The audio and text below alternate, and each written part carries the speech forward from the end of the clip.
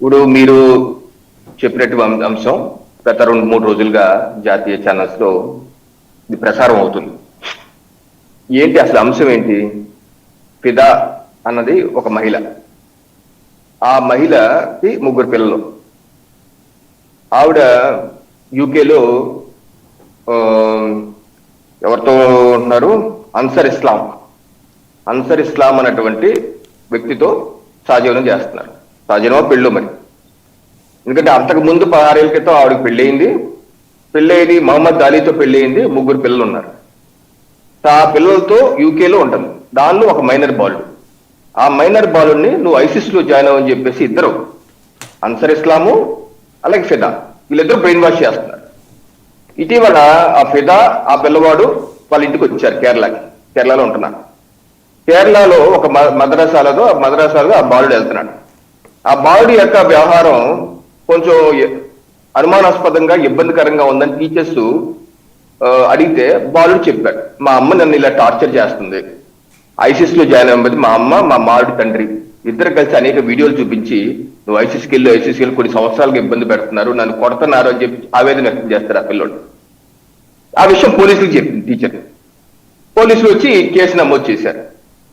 నమోదు చేసిన విషయంలో జాతీయ అంశం అయితే చర్చ జరుగుతున్నప్పుడు ఆ డీజీపీని మైక్ పట్టుకొని మీలాంటి పత్రికేయుడు ఎవరు వెళ్ళి ఏంటి అని అడిగారు. అవును ఇలా ఫిర్యాదు వచ్చింది, దీని మీద విచారిస్తున్నాం, దీనిలో ఎన్ఐఏ కూడా ఇన్వాల్వ్ అయితే బాగుంటుందని చెప్పి మా అభిప్రాయం, ఆ రకంగా కేంద్రాన్ని కూడా మేము ఇంటిమేట్ చేస్తున్నాం అని చెప్పి చెప్పాడు డీజీపీ.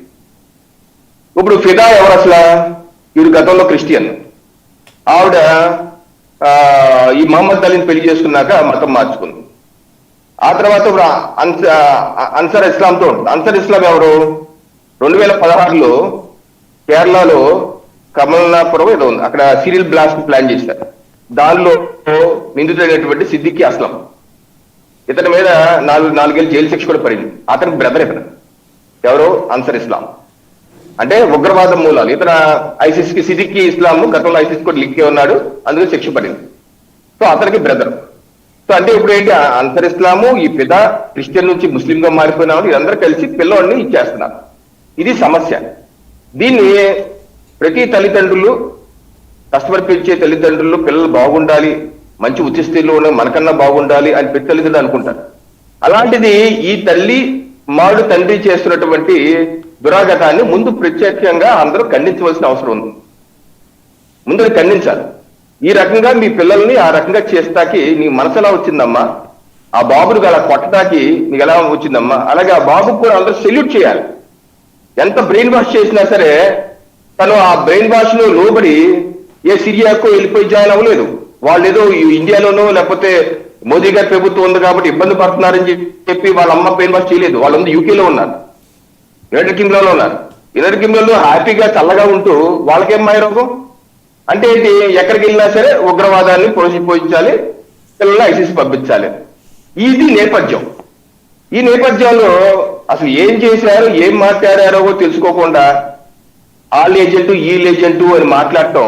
ఇప్పుడు మీరు ఒక పోలీస్ అధికారి మైక్ పెట్టి ఇలాగా ఎన్ఐఏ కూడా రిఫర్ చేయబోతున్నాం అంటారు తప్ప, ఇది ఉంది జాతీయ మీడియాలో చూడండి ఏమన్నారు, డీజీపీ ఏమన్నారు, ఏం మాట్లాడారు, ఎన్రో ఉండో పాడు ఉండదు, వచ్చేసి ఆల్ ఏజెంట్ ఏజెంట్ అని ఆయన డ్యూటీ చేశారు, చెప్పారు రిఫర్ చేయబోతున్నాం అని. అసలు ముందు జరిగిన నేపథ్యం కూడా తెలుసుకునే ప్రయత్నం కూడా చేయట్లేదు. ఇది ఫస్ట్ టైం జరిగిందా అంటే 2014 మోడీ గారి ప్రభుత్వం రాకముందు నుంచి నడుస్తుంది కేరళలో. అనేక మంది కేసులు ఉన్నాయి ఇలాగా. ఇది నిమిష ఒకసారి నెట్ లో కొట్టండి. ఈ రోజు ఆవిడ ఇంటర్నెట్ లో కూడా వచ్చి సోషల్ మీడియాలో స్టేట్మెంట్. ఇది నిమిష అమ్మాయి 2016లో ఫాతిమా అయిపోయింది, డెంటల్ స్టూడెంట్.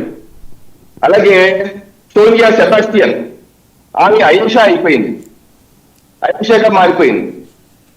ఇలా మారిపోయి వీళ్ళందరూ ఐసిస్ లోకి రిక్రూట్ అయినటువంటి వందలాది మంది కేరళ నుంచి క్యూ కడుతున్నారు, వెళ్తున్నారు. ఎందుకు అలా జరుగుతుంది? కేరళ స్టోరీ అని సినిమా వచ్చింది 2023లో.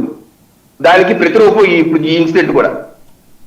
ఈ రకమైన సమస్య ఎందుకు వస్తుంది, ఎవరి ద్వారా వస్తుంది, ఎందుకు కేరళలో ఆ పరిస్థితి నెలకొంది? కరెక్టే, పినరయ్ విజయన్ గారు చాలా సందర్భాల్లో పిఎఫ్ఐని బ్యాన్ చేయాలి, పిఎఫ్ఐతో పోరాటం మాట వాస్తవమే. నేను విన్నాను, నేను చూశాను ఆ విషయాలు. నేను అర్థం చేస్తాను తప్పనిసరిగా. అయితే అక్కడ పెరుగుతున్న సమస్య గత దశాబ్ద పైచిలుకు కాలంగా ఉన్న సమస్య. పీస్ ఎడ్యుకేషన్ సొసైటీ అని చెప్పి కేరళలో ఉంటుంది. పీస్ ఎడ్యుకేషన్ సొసైటీ వాళ్ళకి ఒక 10 స్కూల్స్ ఉన్నాయి. ఆ 10 స్కూల్స్ లో పిల్లలకి 5 సంవత్సరాలు 6 సంవత్సరాల పిల్లలకి ఉగ్రవాదంపై నూరు పోసి వారిని ఆ రకమైన లిటరేచర్ చూపించి ఎంకరేజ్ చేస్తున్నటువంటి స్కూల్స్. దాన్ని ఎన్ఐఏ పట్టుకుంది 4-5 ఏళ్ల క్రితం 2018లోనో 16లోనో పట్టుకున్నారు. అతను ఎంఎం అక్బర్ ఏదో ఉంది అతని పేరు, ఆ చైర్మన్ పీస్ ఎడ్యుకేషన్ సొసైటీ అతను. సో ఈ రకంగా సొసైటీలు పెట్టి, స్కూళ్లు పెట్టి, వ్యవస్థలు పెట్టి, కేరళలో అంత ప్రోగ్రెసివ్ రాష్ట్రంలో, అంత చదువులో నెంబర్ 1 100% లిటరసీ ఉన్న రాష్ట్రంలో, పినరయి విజయన్ లాంటి గొప్ప వ్యక్తులు పరిపాలించిన రాష్ట్రంలో ఎందుకు ఈ పరిస్థితులు వస్తున్నాయి అంటే ఆ ప్రభుత్వ సమస్య కూడా కాదు, ప్రభుత్వ సమస్య కాకపోవచ్చు, స్థానికంగా ఉన్నటువంటి సామాజిక పరిస్థితులు కూడా కారణం కావచ్చు. దాన్ని ప్రభుత్వం ఏ రకంగా ట్యాకిల్ చేస్తుంది అన్నది కూడా ముఖ్యం. రాష్ట్ర కేంద్ర ప్రభుత్వాలు ఏ రకంగా ట్యాకిల్ చేస్తున్నారు, అక్కడ ఉన్న సమాజ పెద్దలు కూడా ఆలోచించుకోవాలి. దేశభక్తి అయినటువంటి ఏ ఒక్క వ్యక్తి, అది ముస్లిం గాని హిందూ గాని, ఏ రకమైన ఉగ్రవాద చర్యను ప్రోత్సహించకూడదు. ఆయా మతాల్లో ఉన్న పెద్దలు ప్రోత్సహించకూడదు. ప్రోత్సహిస్తే తప్పు. ఎందుకు ప్రోత్సహిస్తున్నారు? ఎడ్యుకేషన్ సొసైటీ పెట్టిన వాళ్ళు ఎందుకు ప్రోత్సహిస్తున్నారు? ఈ దీనిలో కొన్ని మద్రసా పెద్దలు కూడా ఉన్నారు, మౌల్వీలు ముల్లాలు కూడా ఉన్నారు, ప్రీచింగ్స్ ఇస్తున్న వాళ్ళు. ఎందుకు ఉంటున్నారు? దీన్ని ప్రోగ్రెసివ్ హిందూ దేశభక్తి అయినటువంటి ముస్లింలు ఒక ఆధునిక దృక్కోణంలో ముస్లింలు తప్పనిసరిగా దాన్ని ఖండించాలి. ముస్లింలు కానీ, హిందువులు కానీ, క్రైస్తవులు కానీ ఎవరైనా సరే ఈ దేశం మందే, 140 కోట్ల ప్రజలదే. ఈ దేశంలో కొంతమంది తయారయ్యి కొన్ని ఉగ్రవాద చర్యలు పాల్పడుతుంటే మత పెద్దల బాధ్యత తీసుకోవాలి, అలాగే రాజకీయ నేతల బాధ్యత తీసుకోవాలి, సమాజంలో పెద్దల బాధ్యత తీసుకోవాలి, ప్రతి తల్లిదండ్రులు వాళ్ళందరూ బాధ్యత తీసుకుంటారు. పెద్దిరెడ్డి రవికిరణ్ గారు, మీరు ఏజెంట్లను పంపిస్తుంటారా? అదే ఇప్పుడు గఫూర్ గారు ఏజెంట్ గీజెంట్ అని చెప్పి అనేశారు. పెద్దలు ఎందుకు ఆ మాటలు మాట్లాడారో నాకైతే అర్థం కాలేదు. ఆ ఉక్రోషం ఆ ఆక్రోషం ఎందుకో మరి వాస్తవాలు వాళ్ళు గ్రహించి వారు వినొచ్చు కదా. మీ సోషల్ మీడియాలో లేదా నేషనల్ మీడియాలో ఉంది. డీజీపీ గారు ఏం చెప్పారు, ఎందుకు ఆయన మీద ఏజెంట్ అని చెప్పేసి మీరు ముద్ర వేయడానికి ఏం చెప్పి నేను విన్నాను కాబట్టి నేను చెప్తున్నాను. మీరు ఈ డిబేట్ అయినా కొట్టండి ఒకసారి, డీజీపీ ఆయన ఐసీఎస్ ఫిదాలు కొట్టండి వస్తారు మీకు యూట్యూబ్ లో. ఏమన్నారు ఆయన అందులో ఏం తప్పులేదు, రిఫర్ చేసేమన్నారు ఆయన.